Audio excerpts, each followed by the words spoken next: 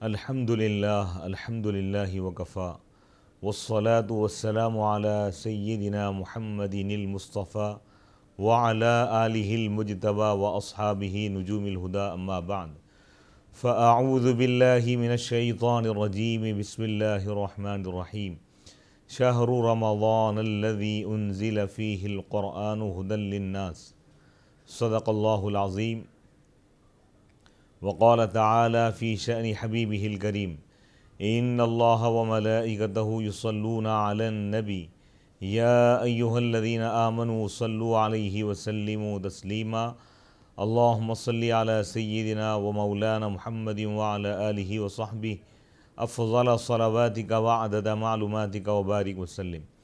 معزز ناظرین، ماہ رمضان ہمارے لیے بڑی اللہ کی نعمت ہے، اللہ کی طرف سے بہت بڑی عنایت، اللہ کی طرف سے بڑی نوازش اور اللہ کی طرف سے ایک بہت بڑا انعام ہے، اور یہ مہینہ ہمارے لیے نجات کا مہینہ ہے، ہمارے لیے مغفرت کا مہینہ ہے، ہمارے لیے اللہ کو راضی کرنے کا مہینہ ہے، ہمارے لیے آخرت میں کامیابی حاصل کرنے کا مہینہ ہے، اور ہماری تربیت، ہماری اصلاح کا مہینہ ہے۔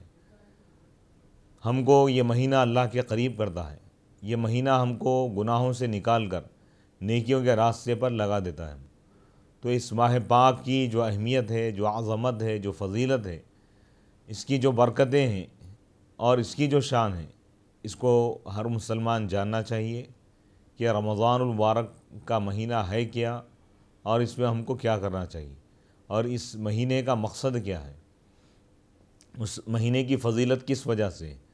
قرآن مجید میں اللہ تعالیٰ نے ماہ رمضان کی فضیلت اور عظمت اور شان کو بیان کرتے ہوئے فرماتا ہے کہ شہر رمضان الذی انزل فیہ القرآن، رمضان کا مہینہ وہ مبارک مہینہ ہے جس میں قرآن نازل کیا گیا، جو ساری انسانیت کے لیے ہدایت ہے، اور اس میں واضح نشانیاں ہیں ہدایت کی اور حق کی، وبینات من الہدی والفرقان۔ تو دیکھیے، ماہ رمضان کا تعارف اللہ تعالیٰ قرآن مجید میں جو پیش فرمایا ہے، اس کی جو پہچان بتایا ہے، وہ پہچان قرآن کے حوالے سے، قرآن سے ماہ رمضان کو نسبت ہو گئی ہے۔ اسی لیے یہ ماہ پاک، یہ ماہ مبارک تمام مہینوں کا سردار ہے، سید الشہور کہا گیا، مہینوں کا سردار ہے، اور خیر الشہور کہا گیا اس کو، یعنی بہترین مہینہ ہے، افضل الشہور کہا گیا، تمام مہینوں میں سب سے زیادہ عظمت اور فضیلت والا ہے۔ کیوں ہے فضیلت والا، کیوں ہے عظمت والا، اس کو اتنی فضیلت کیوں دی گئی؟ تو اس کا جواب اگر ہم قرآن میں غور کریں تو مل جائے گا۔ قرآن میں اللہ تعالیٰ نے خود فرمایا، کیونکہ اس میں قرآن نازل کیا گیا ہے، قرآن کو نازل کرنے کے لیے اللہ نے اس مہینے کو منتخب فرمایا۔ اس مہینے کی شب قدر میں، قدر والی رات میں اللہ تعالیٰ نے پورے قرآن کو، مکمل قرآن کو اللہ تعالیٰ لوح محفوظ سے پہلے آسمان پر نازل فرمایا۔ پہلے آسمان میں بیت العزت ایک مقام ہے، بلند مقام، اس مقام پر قرآن مجید کی آیات، قرآن مجید کو رکھا گیا۔ پھر وہاں سے 23 سال کے عرصے میں تھوڑا تھوڑا کر کے اللہ کے رسول صلی اللہ علیہ وسلم پر قرآن نازل کیا گیا۔ تو ایک ساتھ جو قرآن نازل ہوا وہ ماہ رمضان المبارک، قدر کی رات، شب قدر میں یہ پورا قرآن نازل ہوا۔ اسی لیے اس مہینے کو زیادہ فضیلت دی گئی تمام مہینوں پر، اور جس رات میں قرآن نازل کیا گیا اس رات کو تمام راتوں پر فضیلت دی گئی، یعنی 1000 مہینوں سے زیادہ عظمت اور فضیلت اور ثواب اس کا بتایا گیا ہے۔ جو ایک رات میں یعنی شب قدر میں عبادت کرے گا ایمان اور اخلاص کے ساتھ اللہ کی رضا کے لیے، تو اللہ تعالیٰ اس کو 1000 مہینوں میں عبادت کا جو ثواب ہوتا ہے اس سے زیادہ عطا فرمائے، لا محدود اللہ تعالیٰ ثواب عطا کرے گا۔ اب یہاں پہ دیکھیے، 1000 مہینوں کے برابر نہیں کہا گیا، 1000 مہینوں کے برابر بھی اگر کہا جاتا تو محدود ہو جاتا ثواب، اس سے زیادہ بہتر کہا گیا، یعنی 1000 مہینے عبادت کرنے کے بعد انسان کو جو ثواب ملتا ہے، یہ اس ایک رات یعنی شب قدر میں عبادت کرنے کا ثواب اس سے زیادہ ملے گا، اللہ تعالیٰ اس سے زیادہ عطا فرمائے گا۔ تو یہ شب قدر کو جو فضیلت ملی ہے اس کی وجہ بھی اللہ تعالیٰ قرآن مجید میں بیان فرما رہا ہے کہ انا انزلناہ فی لیلۃ القدر، ہم نے اس قرآن کو شب قدر میں نازل کیا۔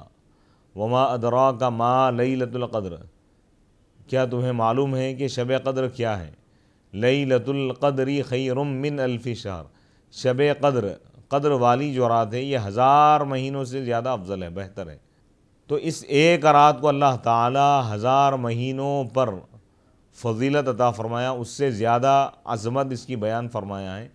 تو آپ اس سے اندازہ لگائیے اس رات کو جو فضیلت ملی ہے، اس رات کو جو اللہ تعالیٰ نے شان عطا کی ہے، اس رات کو جو فضیلت اور عظمت اور اس کو جو برتری ملی ہے، اس کی وجہ یہی ہے کیونکہ اس رات میں قرآن نازل ہوا، یعنی اس رات میں قرآن کے نازل ہونے کی وجہ سے اس رات کی فضیلت بڑھ گئی۔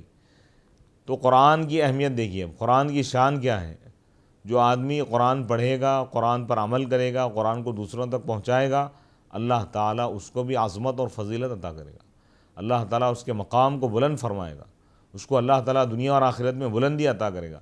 تو یہ رمضان کا مہینہ قرآن کی قدر کرنے کے لیے دیا گیا ہے۔ حقیقت میں اگر ہم غور کریں تو رمضان المبارک میں ہم کو زیادہ سے زیادہ قرآن مجید کی تلاوت کرنی چاہیے۔ ایک مرتبہ قرآن ختم کریں یا 2 مرتبہ یا 3 مرتبہ، جتنا زیادہ آپ پڑھ سکتے ہیں اس ماہ پاک میں رمضان المبارک سے وابستہ ہو جائیں۔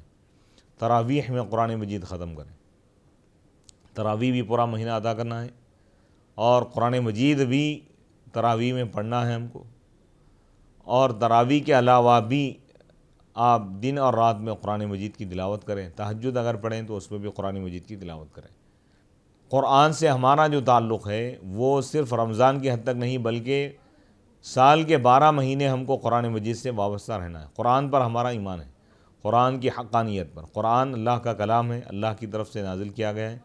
اللہ نے اس کو نازل فرمایا اپنے پیارے حبیب حضرت محمد مصطفیٰ صلی اللہ علیہ وسلم پر، اور قرآن مجید اللہ کی آخری کتاب ہے، اس کے بعد کوئی اور کتاب نہیں آئے گی، اور تمام کتابوں میں یہ افضل ہے۔ تو قرآن مجید کو ہم سمجھیں، قرآن مجید کی ہم تلاوت کریں، قرآن مجید کا علم حاصل کریں، اس کو تجوید کے ساتھ پڑھنا سیکھیں۔ اکثر مسلمان قرآن مجید کو پڑھنا نہیں جانتے، یہ بہت بڑے افسوس کی بات ہے۔ اور دوسرا بڑا افسوس یہ ہے کہ بعض لوگ اس کی طرف توجہ بھی نہیں دیتے۔ ٹھیک ہے بھئی، غفلت میں اگر زندگی گزر گئی اور قرآن نہیں پڑھ سکے تو ابھی بھی آپ کے لیے موقع ہے کہ آپ علماء دین، حفاظ کرام کے پاس جائیں، قرآن مجید پڑھیں، تجوید کے ساتھ قرآن پڑھنا سیکھیں، اور اس کے بعد آپ کنٹینیو قرآن پڑھتے رہیں، قرآن کے سورے بھی یاد کریں، اس کی بھی بڑی فضیلت ہے۔ تو معزز ناظرین، اس ماہ پاک میں ہم کو وقت کی قدر کرنا ہے، اس میں وقت کا ہم کو صحیح استعمال کرنا ہے۔ وقت کا صحیح استعمال کیا ہے؟ وقت کا یہ دیکھیے آپ، رمضان یہ اللہ کی طرف سے بہت بڑی نعمت ہے۔ اللہ تعالیٰ اس نعمت کے بارے میں قیامت کے دن سوال کرے گا، پوچھے گا کہ ہم نے رمضان عطا کیا تھا، تم نے عبادت کیوں نہیں کی؟ سوال ہو سکتا ہے یہ۔ تو لہذا ہم رمضان کی قدروں کو جانیں، رمضان کی اہمیت کو سمجھیں کہ یہ رمضان عام مہینوں کی طرح نہیں ہے۔ اللہ کے رسول صلی اللہ علیہ وسلم شعبان کا جب آخری دن ہوتا تو اللہ کے رسول صلی اللہ علیہ وسلم صحابہ کے درمیان کھڑے ہو کر آپ خطاب فرماتے، وعظ فرمایا اور کہا کہ لقد اظلکم شہر عظیم، اے صحابہ، اے لوگوں، تم پر ایک عظیم الشان مہینہ سایہ فکن ہو گیا، عظیم الشان مہینہ تم پر سایہ فکن ہو گیا ہے۔ اس کے روزوں کو اللہ نے تم پر فرض قرار دیا ہے، اور اس کی راتوں میں جاگ کر عبادت کرنے کو اللہ نے سنت قرار دیا ہے۔ جعل اللہ صیامہ فریضہ وقیام لیلہ تطوعا، اللہ نے اس کے روزوں کو اللہ نے فرض فرمایا ہے، یعنی رمضان المبارک میں دن میں روزہ رکھنا یہ فرض ہے، اور راتوں میں عبادت کرنا، یعنی اشارہ تراویح کی نماز کی طرف ہے، 20 رکعت تراویح پڑھنا یہ سنت موقدہ یعنی واجب کے قریب ہے، ہر مسلمان پر لازم ہے۔ پھر اللہ کے رسول صلی اللہ علیہ وسلم فرماتے ہیں کہ جو ایک نیکی سے، کسی نیکی سے اللہ کا قرب حاصل کرے گا، یعنی نیکی کرے گا، تو اس کو عام دنوں میں 70 یعنی ایک فرض جو ادا کرے گا رمضان میں، اس کو عام دنوں میں 70 فرض پڑھنے کے برابر اس کو ثواب ملے گا۔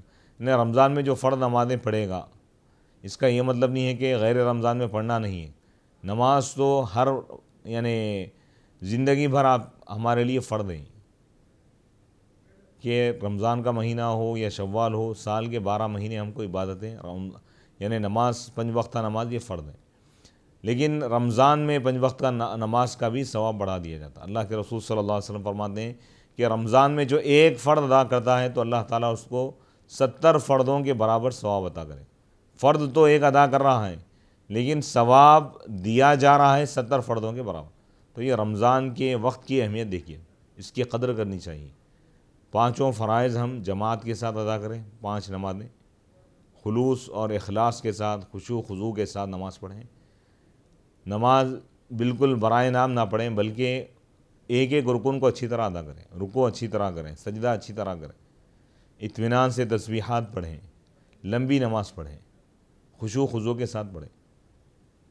تو جو شخص اخلاص کے ساتھ نماز پڑھے گا، ایک فرض ادا کرے گا تو اللہ تعالیٰ اس کو 70 فرضوں کے برابر ثواب عطا کرے گا۔ جو ایک نفل ادا کرے گا تو اس کو اللہ تعالیٰ عام دنوں میں فرض کے برابر جو ثواب ہوتا ہے وہ ثواب، نفل کا ثواب رمضان میں فرض کے برابر ہو جاتا ہے، اور فرض کا ثواب 70 فرضوں کے برابر ہو جاتا ہے۔ اللہ کے رسول صلی اللہ علیہ وسلم فرماتے ہیں کہ یہ شہر المواسات ہے، یعنی غم خواری کا مہینہ ہے۔ دوسروں کی فکر کرنی چاہیے، دوسروں کے ساتھ ہمدردی کرنی چاہیے، یہ ہمدردی کا مہینہ ہے، یہ لوگوں کے ساتھ بھلائی کرنے کا مہینہ ہے، یہ نیک اعمال کرنے کا مہینہ ہے، یہ گناہوں سے بچنے کا مہینہ ہے، یہ اللہ کے عذاب سے پناہ مانگنے کا مہینہ ہے، جہنم کے عذاب سے پناہ مانگنے کا مہینہ ہے، یہ مہینہ جنت کو طلب کرنے کا مہینہ ہے، یہ مہینہ اللہ کی رضا کو حاصل کرنے کا مہینہ ہے۔ آپ نے فرمایا کہ یہ شہر الصبر ہے، یعنی صبر کا مہینہ ہے، اور صبر کا بدلہ جنت ہے۔ یعنی آپ دیکھیے روزے کے دوران بندہ مومن صبر کرتا ہے، بھوک پر پیاس پر صبر کر رہا ہے، پیاس محسوس ہو رہی ہے لیکن صبر کر رہا ہے، پانی نہیں پی رہا ہے، بھوک محسوس ہو رہی ہے لیکن کچھ نہیں کھا رہا ہے، کیونکہ اس کا یہ تصور یہ ہے کہ اللہ دیکھ رہا ہے، کوئی دیکھے یا نہ دیکھے۔ بند کمرے میں بھی اگر بیٹھا ہوا ہے تو وہاں پر بھی روزے کے دوران نہ پانی پی رہا ہے نہ کھانا کھا رہا ہے، اس کے دل میں، اس کے دماغ میں، اس کے وجود میں، اس کے ذہن میں یہی خیال ہوتا ہے، یہی ہمارا ایمان ہوتا ہے کہ بھئی کوئی دیکھے یا نہ دیکھے اللہ تو دیکھ رہا ہے۔ تو روزے کے ذریعے تقویٰ پیدا ہوتا ہے، صبر کا مادہ پیدا ہوتا ہے، اور صبر کا بدلہ جنت ہے۔ تو آپ دیکھیے صبر جو ہے انسان کو کامیابی دلاتا ہے، اور صبر کی بڑی فضیلت بیان کی گئی۔ تو روزے کے دوران بندہ صابر بن جاتا ہے۔ صبر دیکھیے یعنی خواہشات پر صبر کرنا ہے، اپنے کھانے پینے پر صبر کرنا ہے، اگر کھانا نہ ملے تو اس پر صبر کرنا ہے۔ تو یہاں پر یہ جو ہے صبر کی تعلیم دی جا رہی ہے۔ روزہ گویا کہ ایک ٹریننگ ہے۔ اللہ کے رسول صلی اللہ علیہ وسلم فرماتے ہیں کہ یہ شہر الصبر ہے، یعنی صبر کا مہینہ ہے، اور صبر کا بدلہ جنت ہے۔ اس ماہ پاک میں روزے دار کو افطار کرائے گا تو اللہ تعالیٰ روزے دار کے روزے کے ثواب کے برابر افطار کرانے والے کو بھی ثواب دے گا، یعنی جو افطار کرائے گا اس کو روزہ رکھنے کے برابر ثواب ملے گا۔ تو صحابہ نے پوچھا کہ یا رسول اللہ، ہم میں سے ہر شخص روزہ کھلانے کی یعنی افطار کرانے کی استطاعت نہیں رکھتا تو ہم کیا کریں؟ تو آپ نے فرمایا اللہ تعالیٰ یہ ثواب اس شخص کو بھی عطا کرے گا جو پانی کے ذریعے روزے دار کا روزہ کھلائے، یعنی اگر کوئی کھانا نہ کھلا سکے، کوئی اور چیز نہ کھلا سکے، شربت یا پانی بھی اگر روزے دار کے لیے پیش کرے گا تو اللہ تعالیٰ تب بھی اس کو روزہ رکھنے کے برابر ثواب عطا کرے گا۔ اب آپ دیکھیے اس سے افطار کرانے کی فضیلت بھی معلوم ہو رہی ہے۔ تو اس ماہ پاک میں جس طرح ہم روزوں کا اہتمام کرتے ہیں وہیں خیرات، صدقات و خیرات بھی کریں۔ زکوٰۃ اگر فرض ہو چکی ہے، یعنی ایک سال ہو چکا ہے تو آپ زکوٰۃ بھی ادا کریں، صدقہ و خیرات بھی کریں۔ اسی طرح کوشش یہ کریں کہ روزے داروں کی ہم خدمت کریں، یعنی روزے داروں کے لیے ہم یعنی افطاری ہم پیش کریں، جس طرح اڑوس پڑوس میں افطاری دی جاتی ہے، رشتہ داروں میں، مساجد میں افطاری بھیجی جاتی ہے، تو روزے دار کو کھلانے کی بھی بڑی فضیلت ہے۔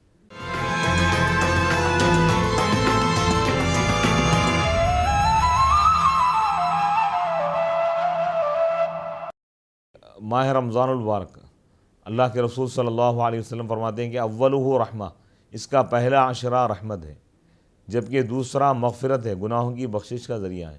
تیسرا جو عشرہ ہے جہنم سے نجات، جہنم سے آزادی اور رہائی کا عشرہ ہے۔ اللہ کے رسول صلی اللہ علیہ وسلم نے فرمایا کہ فیہ لیلۃ، اس میں ایک ایسی رات ہے جو 1000 مہینوں سے بھی زیادہ عظمت اور فضیلت والی ہے۔ تو آپ دیکھیے یہ اتنا اہم مہینہ ہے، اتنی اہمیت والا ہے، اتنی فضیلت والا ہے، اتنی بڑی شان ہے اس مہینے کی۔ تو ماہ رمضان المبارک میں ہم کو مجاہدہ کرنا ہے۔ یہ در حقیقت مجاہدے کا مہینہ ہے۔ مجاہدہ کا مطلب یہ ہے کہ خوب محنت اور مشقت کر کے عبادت کرنا، عبادت میں مشقت کو اختیار کرنا۔ یہ اللہ کے رسول صلی اللہ علیہ وسلم کا طریقہ بھی رہا کہ آپ رات رات بھر عبادت کیا کرتے۔ عام دنوں میں بھی آپ کا معمول تھا، کبھی کچھ دیر آرام کیے، لیکن رات کا اکثر حصہ عبادات میں گزار دیتے۔ سال بھر یہی معمول رہا۔ تو امت مسلمہ کے لیے کم از کم سال میں ہم کو رمضان المبارک میں تو کم از کم ہم کو راتوں میں جا کر عبادت کرنا چاہیے۔ اسی حکمت کے تحت تراویح کی نماز بھی لازم قرار دی گئی۔ تراویح کی 20 رکعت اگر خشوع و خضوع کے ساتھ پڑھیں گے تو قیام اللیل ہو جائے گا۔ اس کے علاوہ اگر آپ جب تہجد میں اٹھیں، تہجد کا وقت بھی بڑی اہمیت کا ہے۔ اب آپ دیکھیے ماہ رمضان میں سحر کے وقت، تہجد کے وقت تو خود بخود لوگ اٹھ جاتے ہیں، کیونکہ سحری کرنے کے لیے جاگنا پڑتا ہے، لوگ نیند سے بیدار ہو جاتے ہیں۔ تو یہ بہترین موقع ہے کہ ہم تہجد پڑھیں۔ یہ ایک مہینہ تو ہم کم از کم تہجد پڑھنے کی پوری کوشش کریں۔ آدھا گھنٹہ ہی صحیح سحری میں پہلے اٹھ جائیں ہم، اور وضو وغیرہ بنا کر تہجد کی 8 رکعت نماز 2 کر کے آپ ادا کریں۔ 8 نہیں پڑھ سکتے تو کم از کم 4 پڑھیں، خشوع و خضوع کے ساتھ پڑھیں، جو سورہ یاد ہے وہ پڑھیں، اور اس کے بعد استغفار کریں، کیونکہ سحری کے وقت استغفار کرنے کی بھی فضیلت بیان کی گئی۔ وبالاسحار هم یستغفرون، اللہ کے نیک بندے وہ ہیں جو سحر کے وقت استغفار کرتے ہیں، اپنے گناہوں کی بخشش مغفرت اللہ کی بارگاہ میں مانگتے ہیں۔ تو 100 مرتبہ استغفار کریں، پھر دعائیں کریں۔ جو دعا کریں گے آپ تہجد کے وقت، سحر کے وقت، اللہ تعالیٰ اس دعا کو قبول فرماتا ہے۔ تو رمضان المبارک میں سحر اور افطار کا جو ٹائم ہے، یہ بڑی اہمیت کا ٹائم ہے اور یہ بڑی مقبولیت کا ٹائم ہے۔ آپ دیکھیے عصر کے بعد کوئی نفل نماز تو آپ نہیں پڑھ سکتے، لیکن ذکر و اذکار کر سکتے ہیں۔ قرآن مجید کی تلاوت ہے، قرآن پڑھتے ہوئے بیٹھ جائیں، درود پاک پڑھیں، یا ذکر اللہ کریں، اللہ کا ذکر کریں، یا اللہ، یا رحمان، یا رحیم، یا اللہ کے جو مبارک نام ہیں اس کا ذکر کریں۔ اس کے بعد افطار سے پہلے اللہ کی بارگاہ میں خصوصی دعائیں کریں تو اللہ تعالیٰ دعاؤں کو قبول فرماتا ہے۔ اور حدیث میں یہ ہے کہ اللہ تعالیٰ افطار کے وقت بڑے بڑے گنہگاروں کو اللہ تعالیٰ جہنم سے آزاد کر دیتا ہے۔ ایمان والوں میں جو گنہگار ہیں، جو گناہ کرتے رہے لیکن جب رمضان میں روزہ رکھیں گے، توبہ اور استغفار کریں گے، تو اللہ ان کو بھی جہنم سے آزاد کرے گا۔ اللہ سے ہم یہی دعا کریں گے کہ اللہ تعالیٰ ہم سب کو جہنم سے آزاد کرے۔ تو یہ ماہ رمضان المبارک کی قدر کرنی چاہیے۔ آج ہم جو دیکھ رہے ہیں کہ لوگ رمضان کا مہینہ بازاروں میں گزار رہے ہیں، چوراہوں پر پھرتے ہوئے نظر آئیں گے، گلی کوچوں میں نظر آئیں گے، ہوٹلز میں نظر آئیں گے، شاپنگ کرتے ہوئے نظر آئیں گے۔ یہ انتہائی افسوس کی بات ہے، اور اس سے بڑا افسوس اس بات پر ہے کہ بعض لوگ تو عبادات کو چھوڑ کر، روزہ ہے بس مغرب پڑھ لیے، اس کے بعد نہ عشاء ادا کرتے ہیں نہ تراویح پڑھتے، بازار کا رخ کیے بس سحر تک بازار میں رہتے۔ یہ انتہائی بہت بڑے افسوس کی بات ہے۔ اس پر ہم غور کریں کہ رمضان مبارک ہم کو کیوں دیا گیا۔ تجارت کرنا اگر ہے آپ کو، سال کے 11 مہینے ہیں۔ دولت کمانا ہے تو سال کے 11 مہینے آپ کے پاس موجود ہیں۔ شاپنگ کرنا ہے، کپڑوں کی خریداری ہے، 11 مہینے موجود ہیں۔ ماہ شعبان میں آپ کر لیں، رمضان کی آمد سے پہلے بھی آپ شاپنگ کر سکتے ہیں، آپ خریداری کر سکتے ہیں، آپ گھومنا پھرنا اگر ہیں تو رمضان سے پہلے کر لیں، یہ زیادہ بہتر۔ جیسا کہ صحابہ کرام رضوان اللہ تعالیٰ علیہم اجمعین کا طریقہ بھی رہا کہ شعبان کے آخری دنوں میں تمام دنیاوی معاملات سے وہ فراغت حاصل کرتے، اور رمضان سے پہلے ہی وہ رمضان کی تیاری کر لیتے۔ لین دین کا معاملہ ہے، کسی کو کچھ دینا ہے یا کسی کے پاس سے کچھ لے لینا ہے، وہ تمام چیزیں رمضان سے پہلے اس کو مکمل کر لیں۔ اور سودا سلف کی جو بات ہے، یا اناج دلانے کی بات ہے، یا راشن پانی وغیرہ ہے، یا رمضان کے جو تیاریاں ہیں اس کو مکمل کر رہے ہیں شعبان میں، رمضان کے آنے سے پہلے۔ اور رمضان میں پورا مہینہ یکسو ہو کر، پوری توجہ کے ساتھ، خلوص اور اخلاص کے ساتھ اللہ کی محبت میں، اللہ کی رضا کے لیے، اللہ کی خوشنودی کے لیے اور آخرت میں نجات پانے کے لیے، جہنم کے عذاب سے محفوظ رہنے کے لیے، اور آخرت میں اللہ کا قرب پانے کے لیے، نجات پانے کے لیے، کامیابی حاصل کرنے کے لیے عبادات کریں۔ اور عبادات میں آپ یہ بات ذہن میں رکھیں کہ پہلے فرائض کو ادا کریں۔ روزہ رکھنا فرض ہے، رمضان میں روزوں کا اہتمام کریں۔ روزہ بھی اس طرح رکھیں کہ روزے کے دوران ہم گناہوں سے بچیں، ہر قسم کے گناہ سے بچنے کی کوشش کریں۔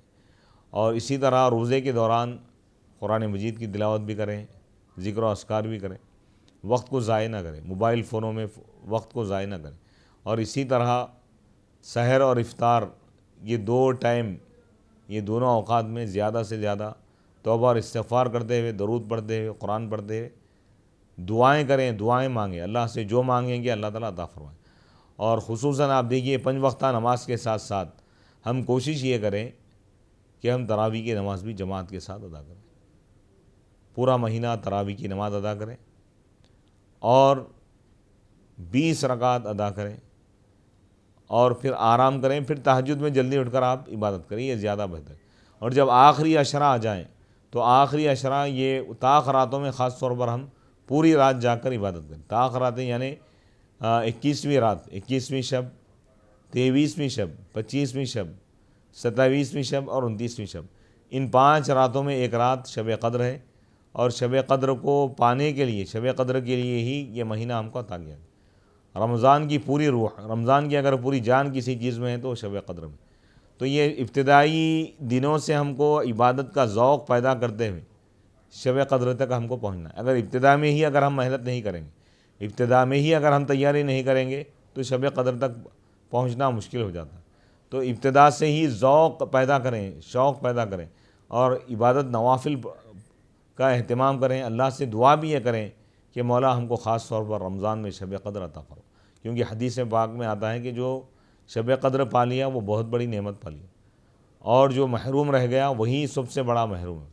اللہ تعالیٰ ہم کو محرومی سے بچائے، اللہ تعالیٰ ہم سب کو شب قدر عطا کرے۔ تو شب قدر کے معاملے کو اگر سمجھنا ہے تو سورۃ القدر پڑھیں آپ، اس میں دیکھیں کہ اللہ تعالیٰ نے شب قدر کی کس طرح فضیلت بیان فرمائی۔ تو شب قدر کو بھی پانا ہے ہم کو، اور پورا مہینہ عبادت کرنا ہے، خاص طور پر آخری 10 دنوں میں نوافل کو بڑھا دینا ہے، پوری رات جا کر عبادت کرنا ہے آخری 10 دنوں میں، آخری 10 جو راتیں ہیں۔ اور اعتکاف کا بھی اس میں حکم دیا گیا ہے، سنت موقدہ علی الکفایہ۔ اعتکاف کا اہتمام کریں گے تو بہت زیادہ یعنی فضیلت بھی ہے، اور وہ شخص آسانی سے شب قدر کو پالے۔ جو اعتکاف میں بیٹھ جاتا ہے وہ شخص شب قدر کو آسانی سے پا لیتا ہے، کیونکہ وہ دنیا سے کٹ جاتا ہے اور مسجد میں رہتا ہے، اللہ کے گھر میں رہتا ہے، تو 24 گھنٹے اس کو عبادت کی فرصت۔ تو ہم کو اعتکاف کی بھی کوشش کرنی چاہیے، وقت نکالنے کی کوشش کریں کہ ہم اعتکاف کا اہتمام کریں۔ اور وہ لوگ جو فارغ البال ہیں، یعنی بیوی بچوں کی وغیرہ کوئی ذمہ داری نہیں ہے، ریٹائرڈ ہو چکے ہیں، یا اولاد یعنی بچے وغیرہ بڑے ہیں، وہ خود گھر کی ذمہ داری سنبھال سکتے ہیں، اور آپ پر کوئی ذمہ داری نہیں ہے، تو کوشش یہ کرنی چاہیے کہ اعتکاف جیسی عبادت سے ہم پورا بھرپور فائدہ اٹھائیں۔ تو اعتکاف کے ذریعے سے بھی انسان رمضان کی صحیح قدر کر سکتا ہے، اور اللہ والوں کی صحبت میں رہیں، نیک بندوں کے ساتھ رہیں، اور نیک بندوں کے طریقے کو اختیار کریں۔ رمضان المبارک میں فونوں کا استعمال زیادہ نہ کریں، اور غلط چیزیں دیکھنے سے بچیں، پورا وقت عبادت اور ذکر و اذکار میں لگانے کی کوشش کریں۔ ماہ رمضان میں جو اعمال کرنا چاہیے، اللہ کے رسول صلی اللہ علیہ وسلم فرماتے ہیں کہ لا الہ الا اللہ محمد رسول اللہ کا ذکر کثرت سے کرو، اور اپنے گناہوں کی بخشش مانگو، یعنی استغفار کرو، اور جہنم کے عذاب سے اللہ کی پناہ مانگو، اور جنت اللہ سے طلب کرو، اور اس کی پوری قدر ہم کو کرنی چاہیے۔